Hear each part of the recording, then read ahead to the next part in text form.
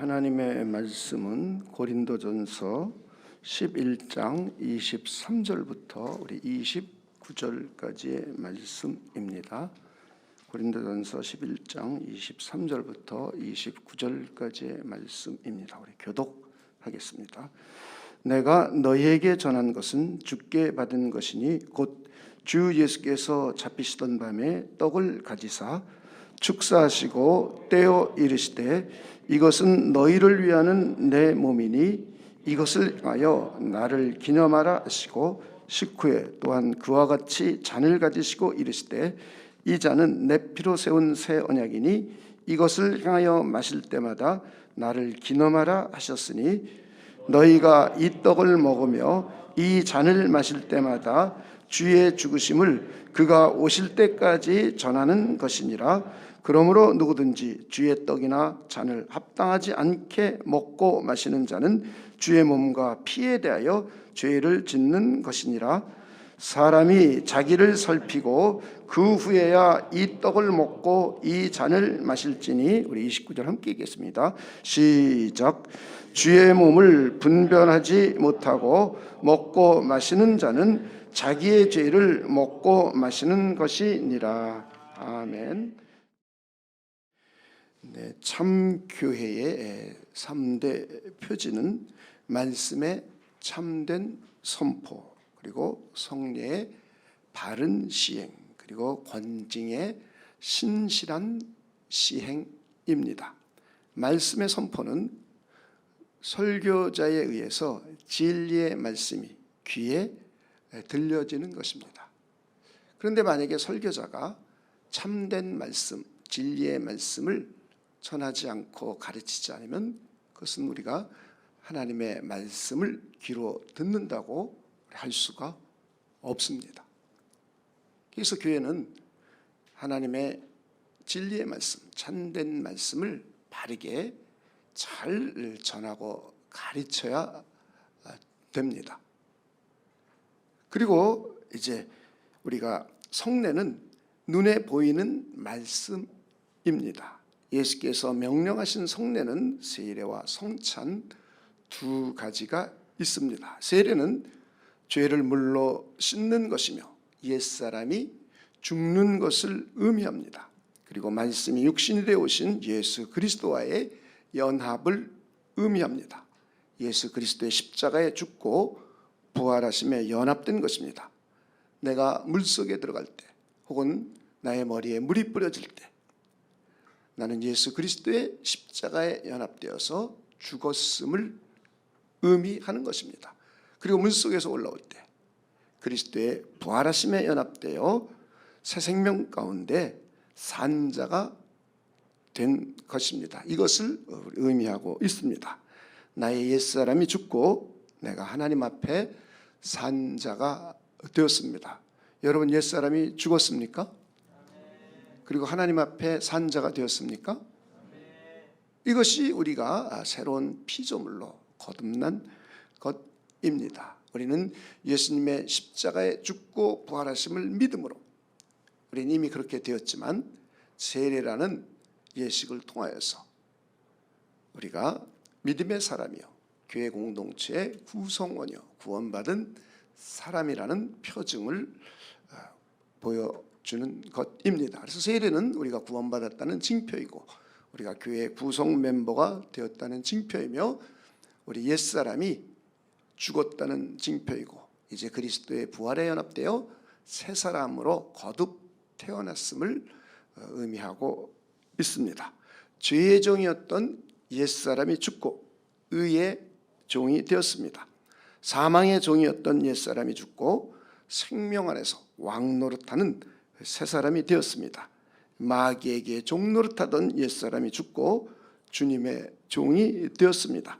하나님이 없다고 하고 마음에 하나님 두기를 싫어하며 하나님을 대적하던 세상의 종이었던 옛사람이 죽고 하나님을 경외하고 하나님을 섬기는 하나님 나라의 백성이 되었습니다. 성찬은 말씀이 육신이 되어 오신 예수 그리스도의 몸과 피를 기념하는 예식입니다. 말씀 선포는 귀에 들리는 말씀이고 성례는 눈에 보이는 말씀입니다. 그리고 권징은 하나님의 말씀을 지켜 행하도록 권면하고 징계하는 것입니다. 그래서 권징은 말씀의 행함이라고 할 수 있습니다. 말씀을 지켜 행하게 함으로 하나님의 복을 풍성하게 누리게 하는 것입니다. 그래서 권징의 바른 시행도 매우 중요합니다. 하나님의 백성을 하나님의 말씀을 지켜 행할 때 우리 하나님의 복을 풍성하게 누리게 됩니다. 우리가 구원받는 것은 전적으로 하나님의 은혜입니다. 우리 구약으로 돌아가서 이스라엘 민족들이 애굽으로부터 출애굽을 했습니다. 유월절 어린 양 제사를 드리고 홍해를 건너 이제 구속함을 받았습니다. 이때 이미 우리는 구원받은 하나님의 백성입니다. 자, 구원의 복을 이미 받았습니다. 그렇죠? 죄의 자녀에서 생명의 자녀로 변화가 일어난 겁니다. 죄 때문에 사망 권세 아래 있었던 세상의 권세 아래 있던 것에서 하나님의 구원을 받아서 의의 사람, 하나님의 백성, 하나님의 은혜의 백성으로 거듭난 것입니다. 그리고 이제 하나님의 백성이 된 사람들에게 하나님께서는 미래의 가나안 땅에 들어가서 하나님의 은혜와 복을 풍성히 누리며 살아갈 수 있도록 하나님께서는 법을 주셨습니다. 하나님의 말씀을 주셨습니다. 이것이 율법입니다. 그래서 율법을 주신 목적은 이미 구원받은 사람으로 하여금 하나님을 섬기고 이웃을 사랑하며 거룩한 삶을 살아서 하나님이 기뻐하는 삶을 살게 됨으로 해서 하나님의 복을 이 땅에서 풍성히 누리게 할 목적으로 주신 겁니다. 신약 백성인 저와 여러분도 예수님의 십자가의 피로 구속, 곧 죄사함을 받고 구원을 얻었습니다. 우리 모두는 구원의 은혜, 구원의 복을 하나님께로 받았습니다. 하나님의 자녀된 권세를 가지고 있으며 하늘에 속한 모든 신령한 복들을 이 땅에서 맛보아 누리며 살아가고 있습니다. 그리고 하나님의 자녀된 권세와 믿음을 가지고 이 세상에서도 승리하며 살아갈 수 있는 길까지 열어주셨습니다. 그리고 저와 여러분이 구원받은 복받은 저와 여러분을 하여금 이 땅을 살아가면서 더욱더 풍성함을 누리도록 하기 위하여 하나님께서는 저와 여러분에게 하나님의 말씀을 지켜 순종하기를 원하십니다. 구원받은 우리가 하나님의 말씀을 지켜 행하고 규례와 윤리와 법도를 지켜 행할 때 우리는 이 땅에서 더욱더 풍성하게 하나님의 복을 누릴 수가 있습니다. 진짜 그런지 아닌지 한번 성경에서 찾아보겠습니다. 누가복음 11장 27절 28절입니다.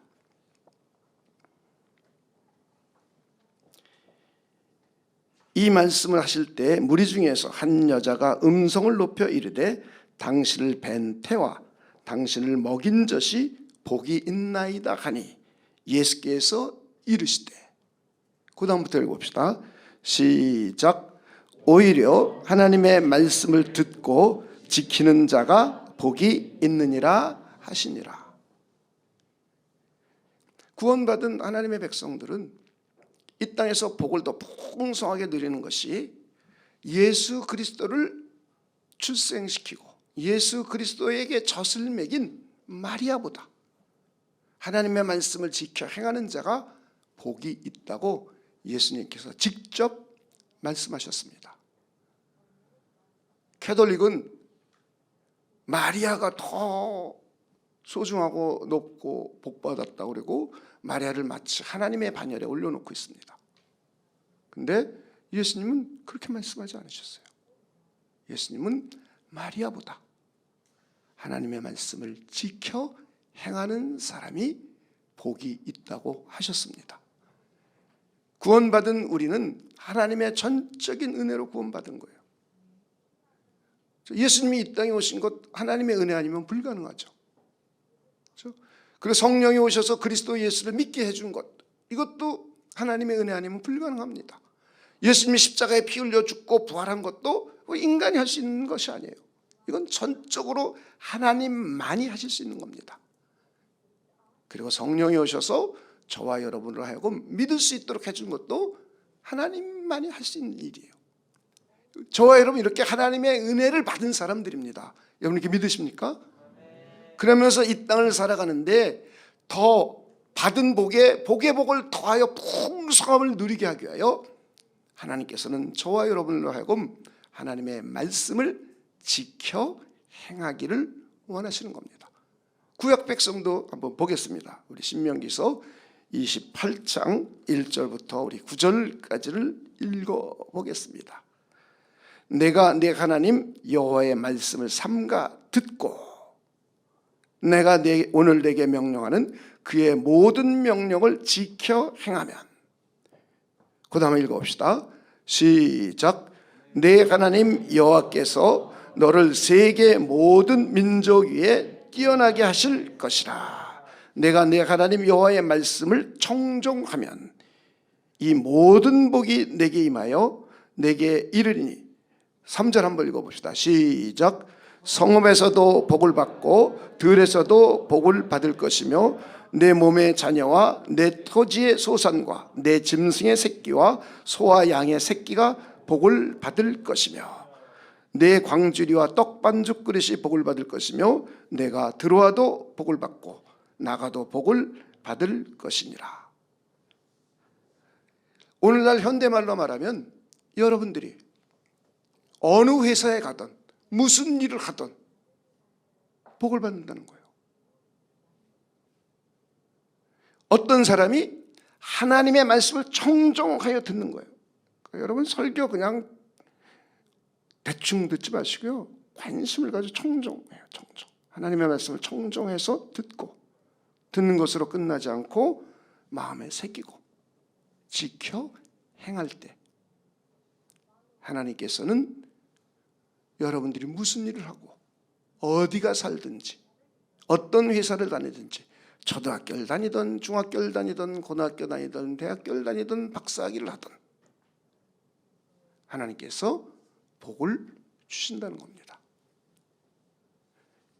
그리고 계속 7절을 보니까 여호와께서 너를 대적하기 위해 일어난 적군들을 내 앞에서 패하게 하시리니 그들이 한 길로 너를 치러 들어왔으나 내 앞에서 7길로 도망하리라. 우리에게 수많은 주변에 경쟁자들이 있어요. 그런데 그 경쟁자들도 하나님께서 물리칠 수 있도록 해주시겠다는 거예요. 어떤 사람? 하나님의 자녀이면서 하나님의 말씀을 청종하여 듣고 하나님의 말씀을 지켜 행하는 바로 그런 백성들에게. 여러분이 잘 하나님을 이해하셔야 돼요. 하나님이 어떤 분이며 하나님은 어떤 사람을 축복하고 계시고 이 땅에서도 복을 풍요롭게 해주신지.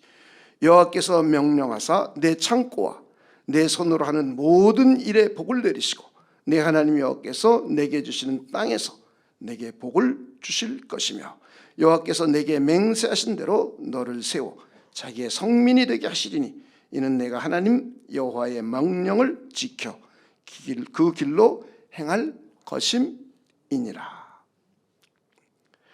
창고도 복을 받고, 그러니까 여러분들이 오늘날로 다시 변화시켜서 말하면 여러분이 투자하는 곳에도 복을 주신다는 거예요.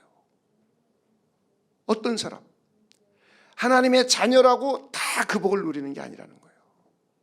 하나님의 자녀들은 이미 구원의 은총을 받았어요. 기도할 수 있는 권세도 받았어요. 믿음으로 세상을 이길 수 있는 권리도 우리에게 부여받았어요. 그리고 하늘에 속한 신령한 복을 이 땅에 살면서도 많은 사람들이 맛보아 누려요. 근데 이 맛보아 누리는 정도는 다 달라요. 하나님의 도움을 받는 정도도 다 달라요, 사람마다. 그런데 어떤 사람을 하나님께서 복을 주시는가? 하나님의 말씀을 청종하고 듣고 그 말씀을 지켜 행하는 사람들, 이런 사람들에게 복의 복을 더하여 풍성하게 이 땅의 삶을 누리게 해 주신다는 겁니다. 여러분이 잘 이해하시기를 주님의 이름으로 축원을 드립니다. 그래서 우리는 애들을 어렸을 때부터 자꾸 하나님을 경외하고 존중하게 만드는 거예요. 하나님을 경외해야 하나님의 말씀을 듣죠. 그러니까 부모를 우습게 하면 부모에게 안 듣습니다. 그렇죠? 자녀들이 부모를 우습게 하는데 부모 말을 듣겠어요? 안 듣죠. 부모를 존중하고 공경해야죠. 그럼 부모가 부모다워야죠. 선생이 선생다워야 학생들이 그 선생을 존중하죠.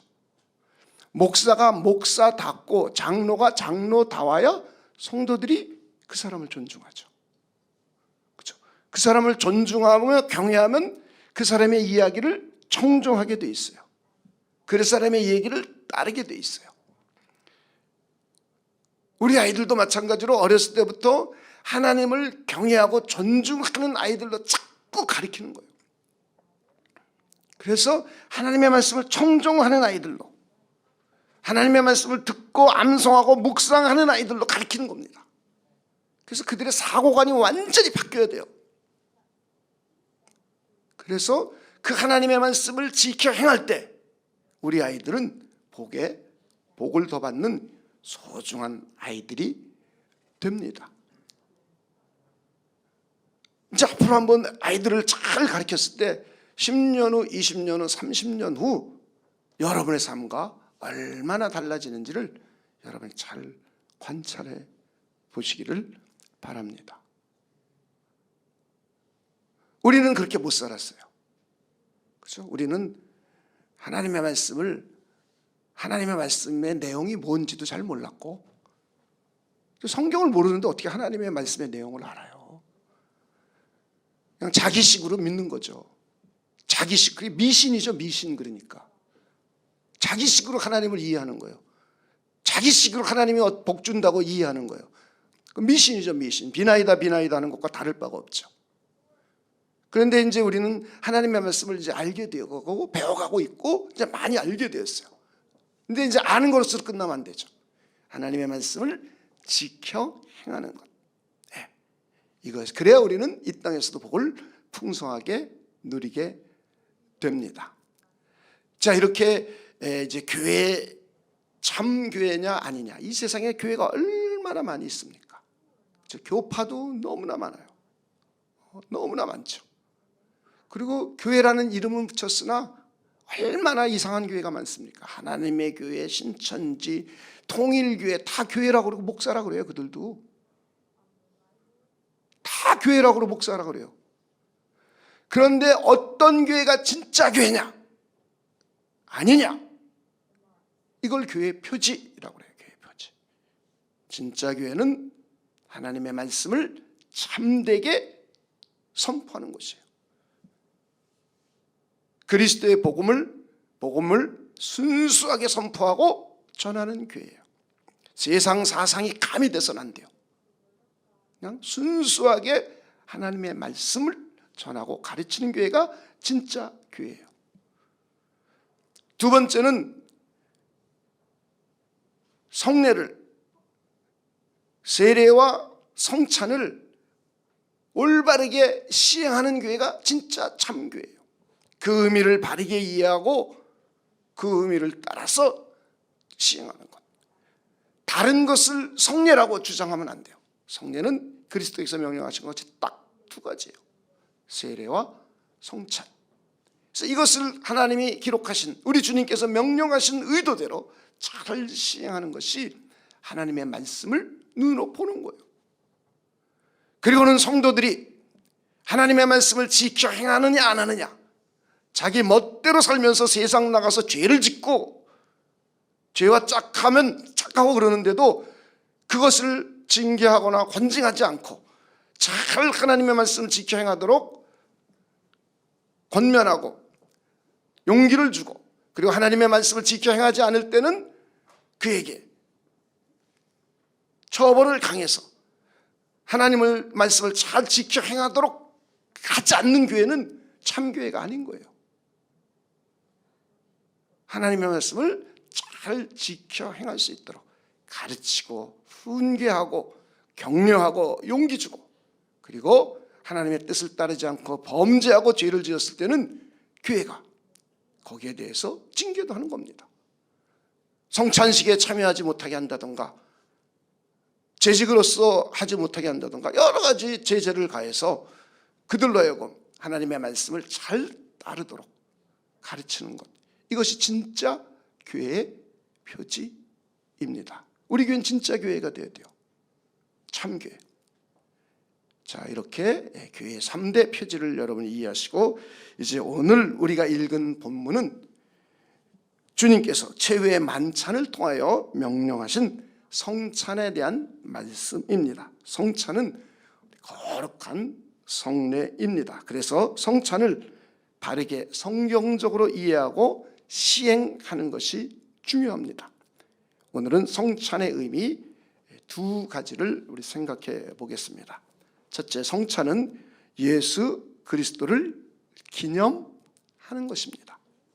오늘 읽었던 본문 고린도전서 11장 23절에서 26절을 다시 한번 읽어보겠습니다.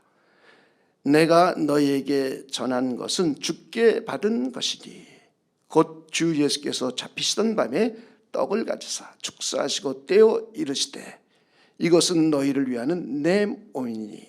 이것을부터 읽어봅시다. 시작. 이것을 행하여 나를 기념하라 하시고 식후에 또한 그와 같이 잔을 가지시고 이르시되 이 잔은 내 피로 세운 새 언약이니. 이것을부터 읽어봅시다. 시작. 이것을 행하여 마실 때마다 나를 기념하라 하셨으니. 성찬 예식은 우리 주님을 기념하는 겁니다. 이 성찬 예식은 마태, 마가, 누가복음에도 기록되어 있어요. 그래서 굉장히 우리 중요한 예식이에요. 우리 주님께서 직접 명령하셨고, 그래서 우리가 반드시 교회 공동체는 성찬 예식을 시행합니다. 그런데 이 성찬 예식을 우리가 절기 때마다 시행할 때마다 우리가 잘 의미를 이해하고 생각해야 돼요. 우리 주 예수 그리스도를 기념하는 예식이에요. 그리스도께서는 성자가 인성을 취하여 이 땅에 오신 분입니다. 성령에 의해서 동정녀 마리아에게 잉태되셨습니다. 그리고 아브라함과 다윗의 자손으로 태어나셨습니다. 그분이 나사렛 예수입니다. 그분은 완전하신 하나님이시며 완전하신 사람입니다. 우리와 똑같은 사람입니다. 단지 우리와 다른 것은 죄가 없으신 분입니다. 하나님의 성령의 충만함에 의해서 탄생되어서 거룩하신 분이 되셨고, 하나님의 성령의 충만함에 의해서 이 땅에서 살으시고 사역을 하셨기에 죄가 없으신 거룩하신 분입니다. 그리고 이분은 공생의 3년을, 메시아로서의 공생의 3년을 사셨습니다. 하나님의 나라의 복음을 전하셨고, 하나님의 나라에 대해서 가르치셨고, 병든 자를 치료하시고 귀신을 내어 쫓으심으로 하나님의 나라의 능력을 보여주셨습니다. 그리고는 아담의 불순종과 우리의 불순종을 대신해서 순종의 종이 되셨습니다. 내가 받아야 할 지옥 형벌을 대신 받아주셨습니다. 십자가에서 온몸을 찢으시고 물과 피를 흘리셨습니다. 내 죄가 예수 그리스도에게 전가되어 온몸이 찢기시고 상하셨습니다. 십자가에서 피 흘려 돌아가셨습니다. 내 죄를 대신 속하여 주신 겁니다. 율법의 의와 율법의 요구를 다 이루셨습니다. 그리고 장사 지낸 지 사흘 만에 부활하셨습니다. 예수 그리스도의 의가 나에게 전가되어 내가 의인이 되었습니다. 우리 모두는 하나님 앞에 산자가 되었습니다. 여러분 믿으십니까? 성찬 예식을 할 때 우리는 그 예수 그리스도를 기억하고 추억하고 기념하는 거예요. 하나님의 아들이신 나사렛 예수 그리스도를 기념하는 겁니다. 우리의 구원자 되시는 예수 그리스도를 기념하는 겁니다. 성자께서 인성을 취하여 오신 우리 주 예수 그리스도를 기념하는 겁니다. 그분은 우리와 똑같은 몸과 영혼을 가지셨습니다. 여러분 이렇게 믿으십니까? 이걸 안 믿으면 이단이 되는 거예요. 우리가 똑같은 몸과 영혼, 우리가 똑같은 몸과 영혼을 갖지 않으면 우리를 구속할 수가 없어요. 우리의 몸을 구속할 수가 없고 우리의 영혼을 구속할 수가 없어요. 그래서 하나님께서는 당신의 아들을 마리아라는 사람에게 성령을 통하여 잉태시키셔서 유전인자가 마리아와 똑같은 사람으로 이 땅에 보내신 거예요. 그래서 예수님은 두 가지를 다 갖고 계신 거예요. 유일하게 신성과 인성. 이것을 부인하면 안 됩니다. 이걸 이해하지 못해도 큰일 나요. 이걸 이해하지 못하면 영지주의의 영향을 받은 것처럼 요한 1서에 말하는 것처럼 예수께서 육체로 오심을 부인하는 거예요. 몸이 가짜 몸이라는 거예요. 환영이라는 거예요. 환영. 이런 걸 부인하면 적그리스도가 되는 겁니다. 적그리스도. 그러니까 예수께서 완전한 인간이요, 우리가 똑같은 몸을 가지고 똑같은 영혼을 가졌다는 것을 부인하거나 이걸 다르게 설명하면 안 되는 거예요. 굉장히 중요한 진리입니다. 초대교회 모든 이단은 이걸 잘못하는 데서 막 하는 부분이 나왔어요. 이건 신약 성경에도 직접 기록하고 있는 내용이에요. 그래서 매우 중요한 내용입니다. 우리가 똑같은 인간이신 거예요. 몸이 있고 피를 흘릴 수 있는 거예요. 그리고 이분은 하나님의 나라의 복음을 전파하시고 순종의 종이 되셨습니다. 바로 그 예수 그리스도를 우리는 기념하는 겁니다. 그러면서 특별히 그리스도의 몸과 피를 기념하는 거예요. 나를 대신해서 십자가에 피 흘려 돌아가신 우리 구주 예수 그리스도를 기억하고 기념하는 겁니다. 나를 대신해서 가시면류관을 쓰시고 채찍에 맞으시고 온갖 순환과 고초를 당하신 우리 주 예수 그리스도를 기념하는 겁니다.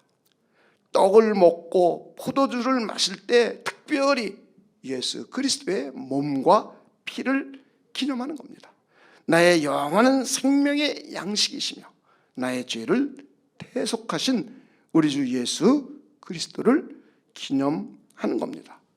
떡은 주님의 몸을 상징하고 포도주는 십자가의 피를 상징합니다.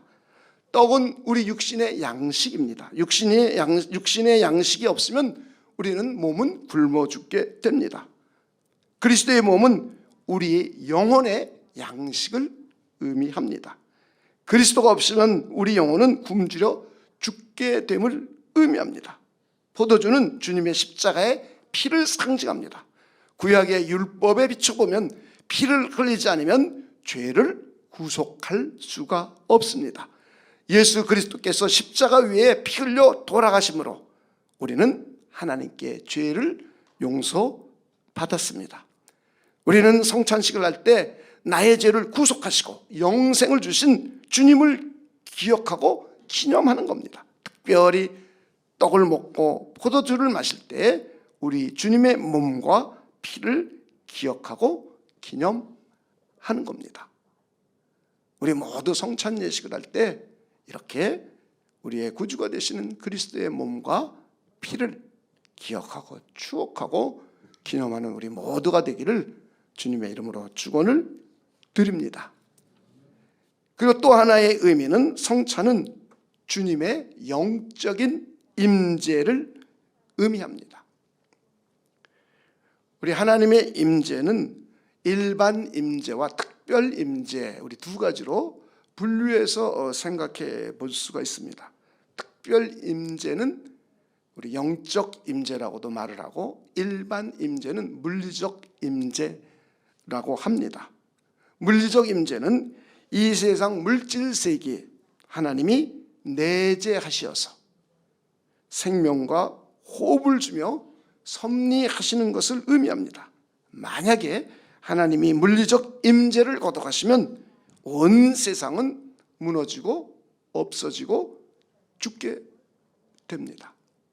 하나님이 물리적으로 물질 세계에 함께 거하시고 있기 때문에 이것을 우리는 내재라고 말해요. 그리고 함께 섭리하고 계시기 때문에 하나님은 절대자요 초월자이십니다. 여러분 믿으십니까? 근데 초월자만 되는 게 아니에요.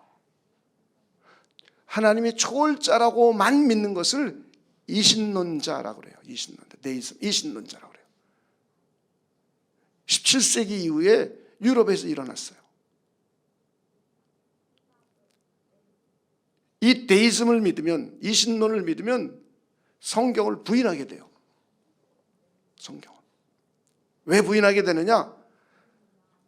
하나님이 초월자이신 하나님이 우주 만물을 만드시고 이 세상에 내재하시면서 섭리하고 계신 걸 부인하게 되는 거예요.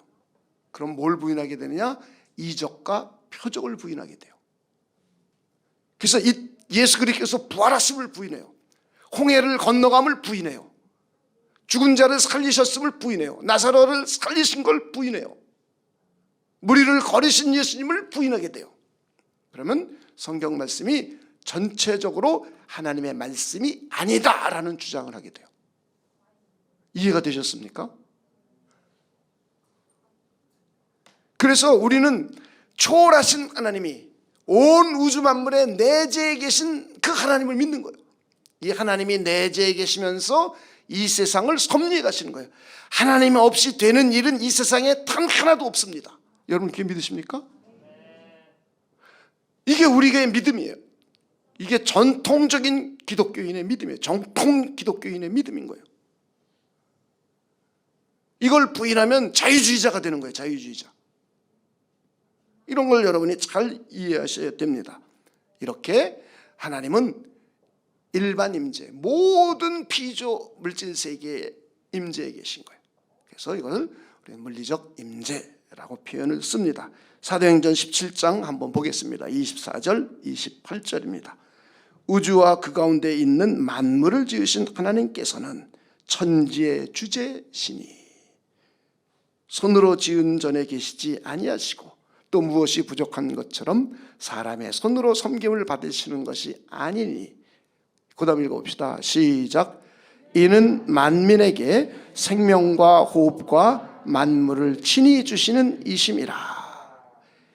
인류의 모든 족속을 한 혈통으로 만드사 온 땅에 살게 하시고 그들의 연대를 정하시며 거주의 경계를 한정하셨으니 이는 사람으로 혹 하나님을 더듬어 찾아 발견하게 하려 하심이로되. 그는부터 읽어봅시다. 시작. 그는 우리 각 사람에게서 멀리 계시지 아니하도다. 우리가 그를 힘입어 살며 기동하며 존재하느니라.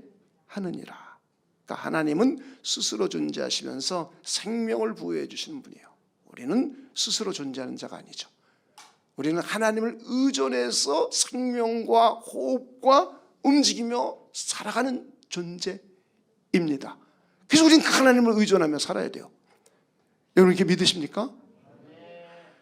특별 임재는 특별하게 하나님의 백성들 가운데 영적으로 임재하시는 것을 의미해요. 구약시대에는 하나님이 성전에 임재하셨습니다. 그곳에서 백성들의 찬송과 기도를 들으셨습니다. 그리고 제사를 받으시고 백성들의 죄를 용서하시며 그들과 소통하셨습니다. 구약 백성 가운데 임재하시어 그들을 구름기둥과 불기둥으로 인도해 주셨습니다. 이것은 우린 특별 임재, 하나님의 백성들에게만 임재하신 특별 임재예요. 이것은 영적으로 임재하심을 의미합니다. 그리고 신약 백성인 교회 공동체에 임재하십니다. 그리스도의 예수의 이름으로 모여서 예배하는 새 언약 백성 가운데 임재하시어 찬송과 경배를 받아주십니다. 우리의 기도를 들어주시고 주십니다. 여러분 그렇게 믿으십니까? 우린 오늘 이 자리에 영이신 하나님이 임재해 계신 걸 믿고 나온 거예요. 이때 하나님은 우리를 기뻐하시는 거예요. 영이신 하나님이 이 자리에 임재하셔서 우리에게 은혜와 상을 주시는 것을 믿고 나온 거예요. 여러분 그렇습니까? 그럼 하나님은 매우 기뻐하시는 거예요. 하나님은 우리가 볼 수가 없어요. 영이시기 때문에. 귀로 들을 수도 없어요. 하나님의 음성이 우리 귀에 직접 들리는 게 아니에요. 하나님의 음성은 성경을 통해서, 하나님의 성령이 여러분의 마음에 감동을 줄 때 우리 하나님의 음성을 들었다, 이런 표현을 쓰는 거예요. 혹은 설교자를 통해서 성경의 내용을 전달받을 때 여러분 안에 내재해 계신 성령께서 그 의미를 이해하게 하고 깨닫게 하고 그것을 믿게 해줄 때 우리는 하나님의 음성을 들었다라고 표현하는 겁니다. 자기 귀에 대고 하나님이 쏙닥 떠드는 그런 게 아니란 말이에요. 매우 잘못된 인식, 이런 걸 다 여러분이 잘 교정해 주시기를 바랍니다. 자, 오늘 하나님이 이 자리에 임재해 계심을 믿으십니까? 우리 주님께서는 내 이름으로 두세 사람이 모인 곳에 나도 그들 중에 있겠다고 하셨어요. 그리고 주님께서는 자신이 하늘로 올라가시면 이제 보혜사 성령을 이 땅에 보내주시는데, 이 보혜사 성령께서는 우리 모임 가운데 함께 하시고 우리 안에 내주하시고 우리가 영원토록 함께 하실 것을 약속하셨습니다. 그리고 고린도전서 3장 16절을 통하여 우리들로 하여금 교회 공동체가 하나님의 성령이 거하시는 하나님의 성령의 전임을 말씀하고 있습니다. 그리고 우리 개개인 안에 내재해 계셔서 우리와 함께 하시는 성령 하나님이심을 계시하고 있습니다. 이렇게 우리의 예배 가운데 하나님은 임재하십니다.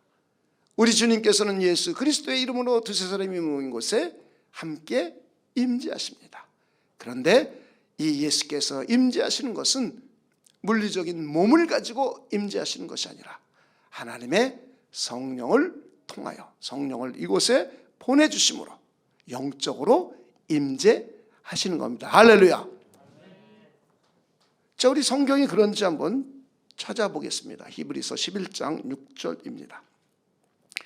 믿음이 없이는 하나님을 기쁘시게 하지 못하나니 하나님께 나아가는 자는 반드시 그가 계신 것과 또한 그가 자기를 찾는 자들에게 상 주시는 이심을 믿어야 할지니라. 하나님이 이 자리에 계신 걸 믿으십니까? 마태복음 18장 20절입니다. 두세 사람이 내 이름으로 모인 곳에는 나도 그들 중에 있느니라. 우리 공적으로 그리스도 예수의 이름으로 모였습니다. 그럼 예수님이 이 자리에 임재해 계신 걸 믿으십니까? 물리적인 몸을 가지고 오시는 게 아니에요. 성령을 우리에게 보내주심으로 영적으로 임재하시는 겁니다. 요한복음 14장 16절 17절입니다. 내가 아버지께 구하겠으니 그가 또 다른 보혜사를 너희에게 주사 영원토록 너희와 함께 있게 하리니 그는 진리의 영이라. 세상은 능히 그를 받지 못하나니 이는 그를 보지도 못하고 알지도 못함이라. 그러나 너희는 그를 아나니. 여러분 성령 아세요? 네, 우리 거듭난 사람은 다 알아요. 하나님의 자녀들은 성령 다 알아요. 그런데 하나님의 자녀가 아닌 사람들은 성령을 몰라요. 우리가 잘 이해해야 됩니다.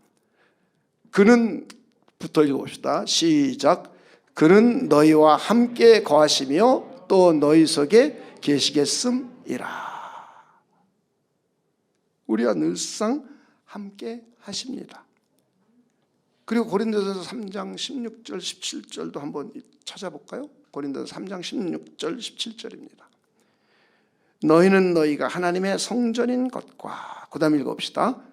시작. 하나님의 성령이 너희 안에 계시는 것을 알지 못하느냐. 할렐루야. 그러니까 우리가 예배드린 이곳에 지금 누가 임재해 계세요? 성령께서. 이것은 우리 주님께서 임재해 계신 것과 같은 의미예요. 하나님이 임재해 계신 것과 같은 의미예요. 성경은 하나님이 임재해 계신다, 우리 주님께서 함께 하신다, 성령이 너희 안에 거하시고 너희와 함께 하신다, 이렇게 표현을 하고 있습니다. 우리가 예배를 드리며 성찬 예식을 거행할 때 우리 주님께서 성령을 통하여 영적으로 임재하시는 것입니다. 여러분 믿으십니까? 우리가 성찬 예식을 예배 때 할 때 우리 주님은 그 자리에 영적으로 임재하시는 거예요. 할렐루야. 그래서 우리는 그 예수 그리스도를 기념하는 겁니다. 주님께서 이 자리에 임재해 계시니까 우리는 하나님의 은혜와 복을 그래서 받게 되는 거예요. 여러분이 예배 드릴 때 하나님은 우리에게 은혜를 주시고 우리에게 복을 주시는 거예요. 성경적인 바른 설교를 들을 때 하나님께서는 저와 여러분에게 은혜를 주시고 복을 주시는 거예요. 예수님의 몸과 피를 기념하는 성찬 예식을 거행할 때 하나님께서는 저와 여러분에게 은혜와 복을 풍성하게 부어 주시는 거예요. 우리는 세례를 받음으로 교회 공동체의 구성원이 되었습니다. 그리고 우리 교회는 특별한 절기 때 성찬식을 거행합니다. 성찬의 의미를 우리가 생각하며 성찬을 준비하고 성찬에 참여하는 우리 모두가 되기를 원합니다. 한번 여러분에게 여쭙겠습니다. 첫째, 성찬은 우리 주님께서 명령하신 거룩한 성례라고 믿으십니까? 두 번째, 성찬은 우리 주님을 기념하는 것이라고 믿으십니까? 세 번째, 성찬은 그리스도의 몸과 피를 기념하는 것이라고 믿으십니까? 나를 위하여 십자가에서 온몸을 찢으시고 피 흘려 돌아가시어 내 죄를 사하시고 나에게 영원한 생명을 주신 우리 주 예수 그리스도를 기념하는 것입니다. 그리스도의 몸과 피를 기념하는 겁니다. 네 번째, 성찬식을 할 때 우리 주님께서 성령을 통하여 영적으로 임재하심을 믿으십니까? 영적으로 임재하신 주님께서는 우리를 만나주시고 우리를 위로해 주시고 우리를 격려해 주시고 우리에게 용기를 주시고 우리의 죄를 사해 주십니다. 그리고 우리를 회복시켜 주시고 치료해 주십니다. 그리고 이제 우리는 성찬식을 거행하기 전에 우리 몸을 거룩하게 해야 합니다. 죄를 멀리하고 죄를 지었으면 철저하게 회개하고 믿음을 새롭게 갱신해야 합니다. 우리 교회에서 언제 성찬 예식을 거행하겠다 공고하면 그때부터 여러분은 몸을 거룩하게 자기 자신을 잘 가꾸고 관리하고 죄를 멀리하고 죄를 짓지 않고 혹시 죄를 지었으면 회개하고 믿음을 새롭게 갱신해야 합니다. 우리 그리스도인은 평상시에도 죄를 멀리하고 경건한 생활을 하는 것입니다. 그리고 죄를 지었으면 철저하게 회개하고 믿음을 새롭게 갱신하며 살아야 합니다. 이것이 그리스도인들의 삶입니다. 그리고 특별히 교회에서 성찬식이 공고되면 우리는 더욱더 우리 자신을 살피고 거룩한 삶을 살아야 합니다. 그리고 우리는 예수 그리스도를 기념하는 것으로만 끝나면 안 됩니다. 그리스도의 복음을 전하고 가르쳐야 합니다. 이것이 세례 교인의 의무입니다. 성찬에 참여하여 하나님의 은혜와 복을 풍성히 누리는 사람들의 의무와 책임입니다. 우리 모두는 그리스도의 복음을 전하고 가르칠 수 있는 역량을 함양해야 합니다. 우리 모두는 그리스도의 복음을 전하고 사람들에게 가르치기를 소망해 봅니다. 이때 하나님은 매우 기뻐하십니다. 마지막으로 오늘 고린도전서 11장 26절 29절을 읽으면서 끝을 맺겠습니다. 한번 우리 함께 읽어보겠습니다. 26절 제가 먼저 읽겠습니다. 너희가 이 떡을 먹으며 이 잔을 마실 때마다 주의 죽으심을 그가 오실 때까지 그 다음 읽어봅시다. 시작. 전하는 것이니라. 그러므로 누구든지 주의 떡이나 잔을 합당하지 않게 먹고 마시는 자는 주의 몸과 피에 대하여 죄를 짓는 것이니라. 28절입니다. 시작.